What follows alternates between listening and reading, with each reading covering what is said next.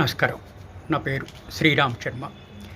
ఒక ప్రభుత్వ ఉద్యోగి అమాయకంగా ఏదో ఓవర్‌సైట్‌గా తనకొచ్చిన వాట్సాప్ మెసేజ్‌ని ఫార్వర్డ్ చేసాడు వేరే వాళ్ళకి. అంతే. అది ప్రభుత్వానికి విరుద్ధంగా ఉంది అని అతన్ని అలహాబాదు సెక్రటేరియట్ ఉద్యోగం నుంచి తొలగిస్తే ఆయన హైకోర్టులో ఛాలెంజ్ చేశాడు. ఇద్దరు జడ్జిల ధర్మాసనం దగ్గరికి వచ్చింది. Justice Mahesh Chandra Tripathi, justice Prashant Kumar. ఇట్లా ఉద్యోగం నుంచి తొలగించడం తప్పు, valuation of principles of natural justice. అతన్ని అసలు అడగలేదు, వివరణ కూడా అడగలేదు. అతను అయినా కూడా తన తప్పైపోయింది, బై ఓవర్సైట్గా వాట్సాప్లో నేను మెసేజ్ ఫార్వర్డ్ చేశాను, నన్ను క్షమించండి అని అన్నా కూడా ఇంత పెద్ద శిక్ష వేయడం ఏంటి అని చెప్పేసి తిరిగి ఉద్యోగంలోకి తీసుకోమని చెప్పి ఆదేశాలు ఇవ్వడం జరిగింది.